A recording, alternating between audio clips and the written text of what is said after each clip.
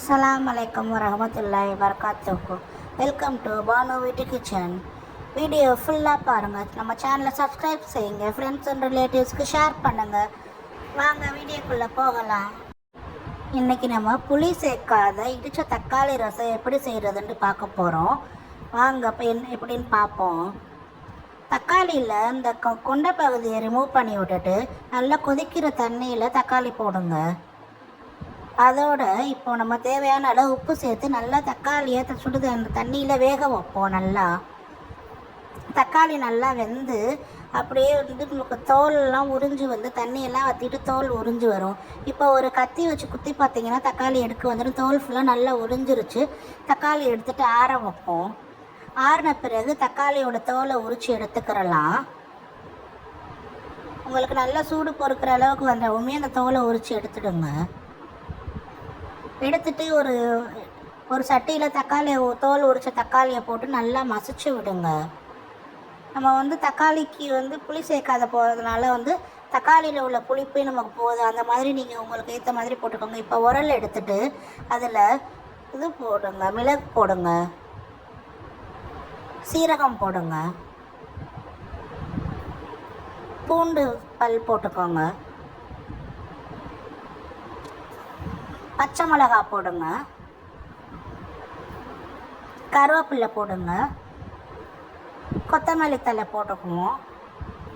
நல்லா இடிச்சுக்கிடுவோம். நம்ம ரசத்துக்கு இடிக்கிற மாதிரி நல்லா இடிச்சுக்கிடுவோம். இப்போ இடித்ததுலேருந்து எடுத்து தட்டில் வச்சுட்டு வைப்போம். இப்போது நம்ம தக்காளி மசிச்சு வச்சுருக்கோம்ல, அந்த சட்டியில் நம்ம தக்காளி தண்ணி மிச்சம் வேக வச்ச சட்டி தண்ணியை அதில் போடுங்க. தக்காளி தோல் இருந்துச்சுல, மஞ்சத்தூள் சேர்த்துக்கோங்க, பெருங்காயத்தூள் சேர்த்துக்கோங்க. நம்ம அரைச்ச அந்த ரசம் வில்லதெல்லாம் பாதி போட்டுக்கோங்க. கொத்தமல்லி தழை போடுங்க.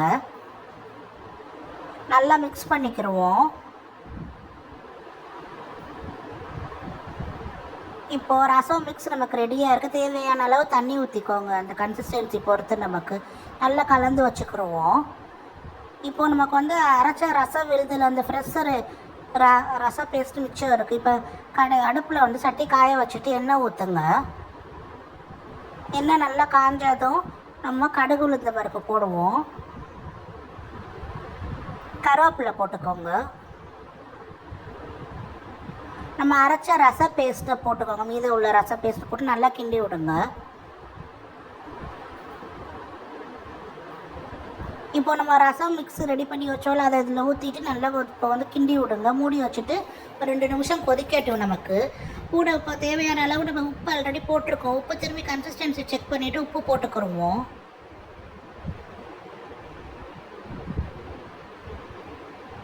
நல்லா ரசம் கொதித்து வரவுமே நம்ம ரசம் நமக்கு ரெடி ஆகிடுச்சு. ஒரு நிமிஷம் இன்னும் ஒரு செகண்ட் மூடி வச்சுட்டு இது பண்ணி பார்ப்போம். அருமையான தக்காளி ரசம் ரெடி.